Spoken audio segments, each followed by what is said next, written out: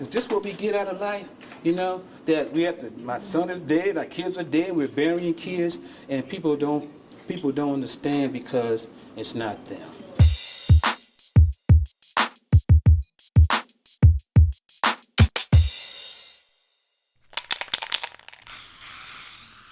Mr. Shaw, in a perfect world, you'd probably be making arrangements to go watch your son play for Stanford or Rutgers tomorrow. Yeah, that's very depressing. You know, I see some of his friends and, you know, everyone is growing up. In my mind, everyone should still be 17, you know, because that's where I stopped, March 2nd, 2008. He was 17. And to see his friends now, and they're like 22, 23, I'm like, man, you know, what about me? What about us? What do we do? You know, and it's just so wrong, you know, for people to think it's okay because it's not their kid, you know, that's in the cemetery. I can't, people, oh, they're being separated from their family. How do you think I feel? You know, I got to see my son in a cemetery. I got to go look at the wall that he's been put in like a file. What were your impressions of him as you were addressing the court today? We couldn't see his face. What was he doing? Was he looking at you? You know, I never looked at him, you know. I don't even, you know, and then we knew we couldn't talk directly to him, and I wasn't even I didn't even plan on saying anything. My thing was I did enough during the trial. I only did it because I just felt I was being led to, you know. But yeah, I figured he doesn't care. He'll go back to his cell and cry like a baby. I mean, I'm sure he's not in there thinking, oh, it's no big deal. But he told the people at one time that he was down for death row. You think he's still cocky and arrogant? Oh, I'm sure in front of everybody, yeah. But behind the scenes, no. I mean, who would be? You know, you're going to jail forever. Even if they do overturn the death penalty, he's still going to be in jail forever. You know, all we can do is what we can do. I hate him. You know, I hate what he did to my family. Mm-hmm.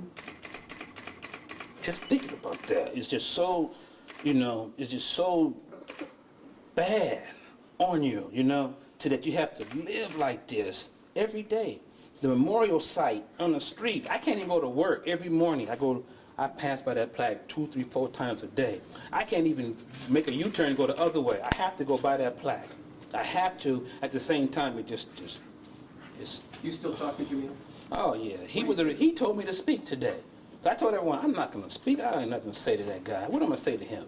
You know, I'll do everything I can not to attack him because, you know, it's like you say you want the big payback. You know, you want revenge. You can't help it. It's like a human nature. That was my son that, you know, was on the streets dead. That was my son, and people don't understand that. What are you going to say to Jamiel tonight?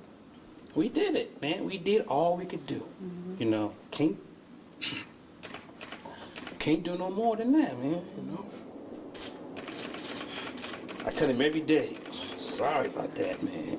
Sorry, man. See, his pictures always say, man, sorry. Because it's just, he didn't deserve that. He didn't deserve that. He was trying to do the right thing. Never been in any trouble. He knew what was happening to him. He had no mental problems. He knew there were coaches recruiting him. He knew Stanford and Rutgers and all these schools wanted him. He saw himself on a football field. He knew that he had a future. I always tell him, man, don't blow this. Don't blow this, man, because we got this. His brother the same way. He has the same skills. He's just like his brother. As a matter of fact, he played football a little bit longer, you know, but the same desire is not there, you know, because you felt like, man, I felt like I broke it, you know what I mean? It's like, man, you know, now I'm scared. It's not the same. You don't have that same zeal for, because you figure, well, I did it like that, and what else could I do? And you do all that, and then it still ends up in a death. It's almost like you don't know what to do anymore, you know? Like I say, you're not raising them anymore. You're trying to keep them alive, and it's a big difference. If you're a dad, it's a big difference. You don't want to know what I know. You don't want to feel like I feel, or him, or his mother, or his family. You don't want that. Like I say, you should thank God and do everything you can to prevent stuff like that.